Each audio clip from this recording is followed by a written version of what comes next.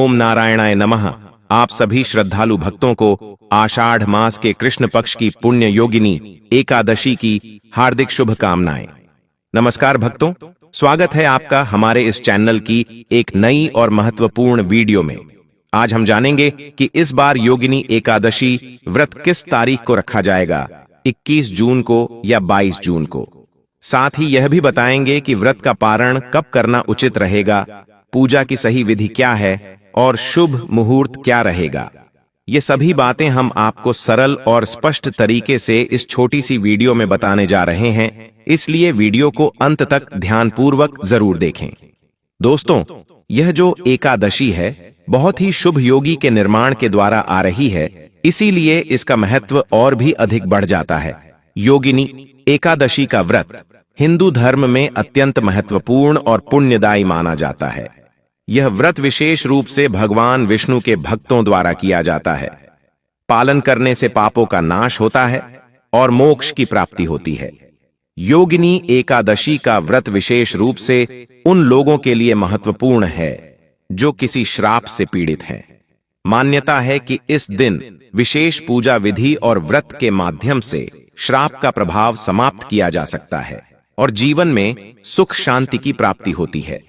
महाभारत में वर्णित है कि गांधारी के श्राप के कारण भगवान श्री कृष्ण की नगरी द्वारका का जलमग्न होना यह दर्शाता है कि श्राप का प्रभाव देवताओं पर भी पड़ता है। इसलिए योगिनी एकादशी के दिन विशेष पूजा विधि से श्रापों का प्रभाव समाप्त किया जा सकता है।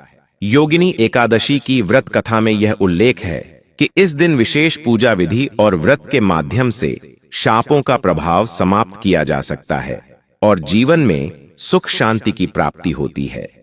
इस दिन भगवान विष्णु की पूजा, मंत्र जाप और व्रत का पालन करने से व्यक्ति के सभी पाप समाप्त होते हैं और उसे मोक्ष की प्राप्ति होती है। आज हम इस वीडियो के माध्यम से आपकी कंफ्यूजन दूर कर देंगे और आपके सभी प्रश्नों का उत्तर इस वीडियो में देंगे, तो वीडियो के अंत तक बने रहे, तभी आपको सही ज्ञान की प्राप्ति हो सकती है। दोस्तों, यह जो एकादशी है ना, योगिनी एकादशी या सौभाग्य देने वाले एकादशी है। सौभाग्य कैसा? ऐसा सौभाग्य कि यदि कोई अभागी नहीं स्त्री योगिनी एकादशी का एक व्रत मंत्र कर ले, उसका सौभाग्य जाग जाता है। यह व्रत विशेष रूप से पुण्यदायक माना जाता है और इसके द्वारा सभी पापों से मुक्ति मिलती है। मान्यता है कि इस दिन विधि पूर्वक व्रत करने से पूरे 83,000 ब्राह्मणों को भोजन कराने के बराबर पुण्य मिलता है।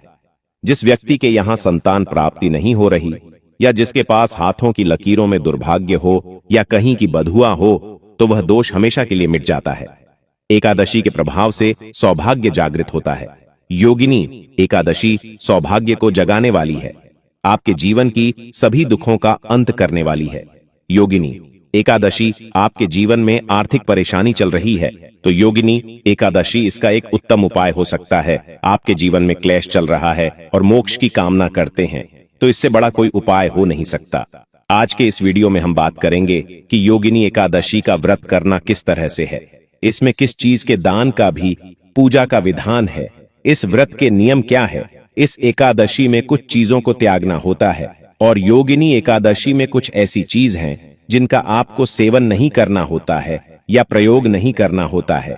वह कौन सी वस्तु में है, कौन सी चीज है जिनको आप इस एकादशी में एक दिन पहले ही त्याग देंगे, इसके नियम क्या रहेंगे, किस विधि से इस व्रत को करना चाहिए, इस पूजन से करना चाहिए, दान क्या रहेंगे, कारण कब होगा, कैसे होगा, क्या समय रहेगा।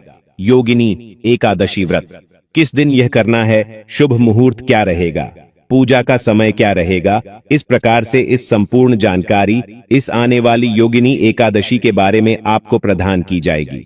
हम यहाँ पर जो भी जानकारी दी जाती है वह पंचांग और पुराणों के आधार पर जानकारी प्रस्तुत करते हैं। कौन सा व्रत, कौन सा त्योहार कैसे मनाना है, क्या आप पूजा विधि है जो पुराणों में लिखी होती है, वास्तु शास्त्र के आधार पर वह हम आपको बताते हैं। व्रत कब करना है, समय क्या रहेगा, शुभ मुहूर्त क्या रहेगा, जो पंचांग हमें बताते हैं वह हम आपको बताते हैं। तो इसी प्रकार की लाभदायक जानकारी प्राप्त करते रहना चाहते हैं तो हमारे इस चैनल को अवश्य ही सब्सक्राइब कर लीजिएगा, जिससे कि आने वाली नई वीडियो के नोटिफिकेशन आपको माध्यम से प्राप्त होते रहे। तो चलिए आपका समय ज्यादा बर्बाद न करते हुए जानकारी आरंभ करें। उससे पहले आपसे निवेदन है कि वीडियो यदि थोड़ा भी उपयोगी लगे तो कृपया एक बार लाइक अवश्य कर दीजिएगा। एक लाइक हमारे लिए बहुत महत्वपूर्ण होता है। अपनी मनोकामना पूर्ति के लिए, अपने व्रत की सफलता के लिए कमेंट बॉक्स में अवश्य लिखिएगा। ओम नारायण नमः। इस मंत्र की बहुत अधिक महिमा है। इस आषाढ़ माह में यह मूल मंत्र है का जितना अधिक हो सके इस मंत्र को लिखिए। जहां अवसर मिले वहां लिखिए। जो पूजा कर रहे हैं उसमें इसका प्रयोग कीजिए। तुलसी को जल दे रहे हैं, बोलिए ओम नारायण।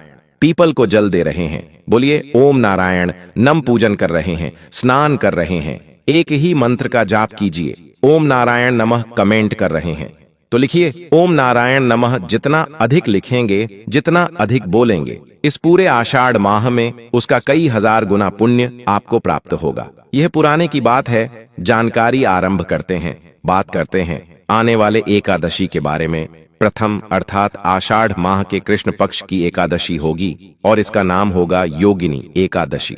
यह वह एकादशी है जो आपके जीवन का दुर्भाग्य मिटा सकती है। किसी एकादशी के बारे में जो पुराणों में वर्णन मिलता है ना, वह यही मिलता है कि यह योगिनी एकादशी वह एक एकादशी है जो इस दुनिया में सर्वाधिक पुण्य देने वाली है। किस प्रकार से पुराणों में सबसे बड़ा दान क्या है, कन्यादान और अन्य दान से बड़ा कोई भी दान पुराणों में नहीं बताया गया है। मान्यता है कि इस दिन विधि पूर्वक व्रत करने से 83,000 ब्राह्मणों को भोजन कराने के बराबर पुण्य मिलता है। हमारे सनातन धर्म हिंदू धर्म की बात करें तो सबसे बड़ा दान अनुदान है। इससे देवता, मनुष्य और पितृ तीनों को ऋण तृप्त और प्रसन्न किया जा सकता है। इसीलिए इसको महादान और सबसे बड़ा दान कहते हैं। यह होता है कन्यादान।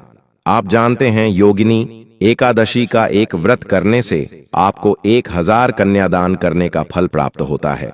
जितना अनुदान और कन्यादान दोनों को मिलाकर फल आपको प्राप्त होगा, उतना केवल एक वर्ष में एकादशी आपको कहूंगा कि योगिनी एकादशी के दिन खोलकर कीजिए। भगवान का पूजन कीजिए, विधि से पूजन कीजिए, विधि से कथा श्रवण करिए और विधि से व्रत कीजिए। यह व्रत आपके इस जीवन के संकट को तो दूर करेगा ही, परलोक को भी सुधरेगा। यह वह व्रत नहीं है कि केवल परलोक में आपका काम आएगा, नहीं, यह इस लोक में भी काम आएगा। अर्थात यदि आप विधि योगिनी एकादशी का पूजन विधान से करते हैं तो आपका सौभाग्य जागृत होगा।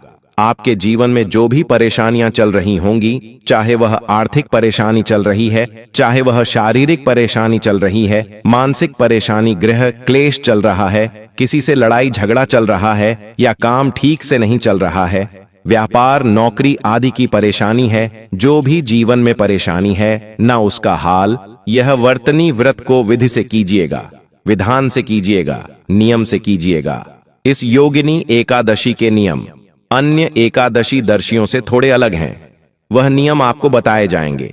वह ऐसा नहीं है कि मैं अपने आप कुछ बता दूंगा जो लिखा है पुराणों में, वही आपको मैं आप बताने जा रहा हूं।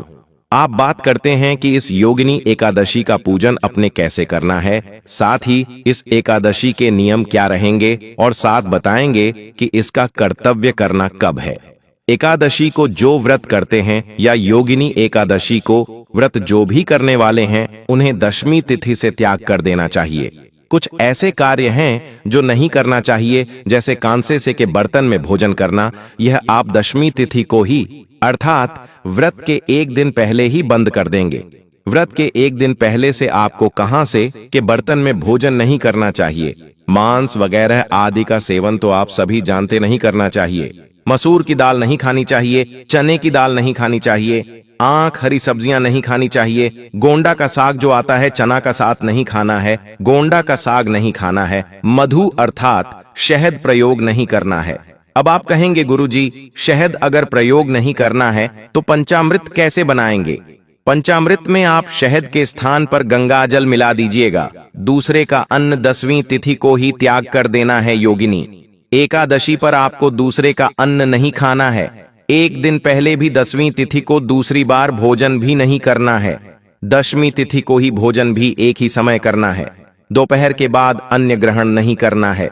और स्त्री प्रसंग अर्थात ब्रह्मचर्य का पालन भी आप एक दिन पहले ही आरंभ कर देंगे कि वह नियम है जिनका पालन आपको अवश्य रूप से इस आने वाली योगिनी एकादशी के व्रत में करना चाहिए। और व्रत वाले दिन की बात करते हैं तो व्रत वाले दिन आपको पान नहीं खाना चाहिए। यदि किसी की आदत है पान खाने की, दुकान, गुटखा आदि, उसको व्रत में नहीं खाना चाहिए। यह व्रत को खंडित करता है। दातून नहीं करना चाहिए। जो आप मंजन प्रयोग करते हैं ना, यह मंजन भी प्रयोग नहीं करना चाहिए, क्योंकि इसमें भी या तो नमक आता है या केमिकल आता है। दूसरे की निंदा नहीं करनी चाहिए, दूसरे की चुगली नहीं करनी चाहिए, और पापी मनुष्यों के साथ तो आपको बातचीत भी नहीं करनी चाहिए। सब त्याग देना चाहिए। क्रोध नहीं करना चाहिए। मिथ्या भाषण का त्याग कर देना चाहिए। और व्रत वाले दिन अगर भोजन की बात करें, आहार की बात करें, तो फल आहार का सेवन करना चाहिए। तेल और अन्य तथा नमक,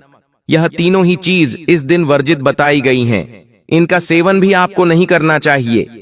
यह वह वस्तुएं हैं जिनका आपको परित्याग करना है, अर्थात में का प्रयोग और बंद कर देना है दशमी तिथि से।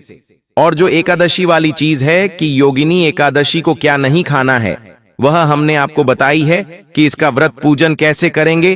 तो योगिनी एकादशी के व्रत वाले दिन वृद्ध को सूर्य उदय से पहले अवश्य उठ जाना चाहिए। वहां चल रहा है, वैसे तो संभव हो स्नान कीजिए, क्योंकि आषाढ़ स्नान की महिमा बड़ी अद्भुत है। दोस्तों, स्नान की महिमा इतनी अधिक है कि इसका जो पुण्य है ना, वह कार्तिक स्नान से भी 1000 गुना अधिक है, और उसको ज्यादातर लोग जानते नहीं हैं। और इसका कारण भी भगवान श्री हरि विष्णु का एक श्राप है कि यह कहे कि भगवान श्री हरि विष्णु का एक वचन है जो उन्होंने यमराज को दिया था कि महिमा इसका पुण्य सभी मासूम में सर्वोत्तम है। यदि आप कार्तिक स्नान को या कार्तिक मास को सबसे उत्तम समझते हैं तो यह आपकी भूल होगी। एक बार उसे वीडियो को सुनिएगा जिसमें हमने पद्म पुराण से पूरा विवरण निकाल कर ले आपके लिए कि किस प्रकार से भगवान विष्णु स्वयं इस मानस के बारे में वर्णन कर रहे हैं, और क्यों इस मास की जो महिमा अर्थात इसकी जो जानकारी है, यह मास अब हमारे जीवन से धीरे धीरे दूर होता जा रहा है। इसका सबसे बड़ा कारण यही है कि कलयुग में बहुत से लोग इसके बारे में जानते ही नहीं हैं। वे इसकी महिमा और महत्व को समझ नहीं पा रहे हैं। यह जागरूकता की कमी ही है जो इसे लोगों की आस्था से दूर कर रही है। लेकिन अगर आपने इस वीडियो के माध्यम से इसकी महिमा को एक बार जान लिया तो फिर आप इसे कभी नहीं छोड़ पाएंगे। आषाढ़ मास में किया गया स्नान, दान और धर्म का हर कार्य अत्यंत पुण्यकारी होता है। शास्त्रों में यहां तक कहा गया है कि जब आषाढ़ मास के पुण्य की महिमा यमलोक तक पहुंची तो यमराज भी भयभीत हो गए। पृथ्वी पर रहने वाले लोग जब इस मास में धार्मिक आचरण करते हैं तो उनका प्रभाव लोगों तक फैलता है। तो दोस्तों, आज की जानकारी आपको कैसी लगी कमेंट में जरूर बताएं। अगर आप माता लक्ष्मी का सम्मान करते हैं तो इस वीडियो को लाइक करें, चैनल को सब्सक्राइब करें और कमेंट में जरूर लिखें जय माता लक्ष्मी।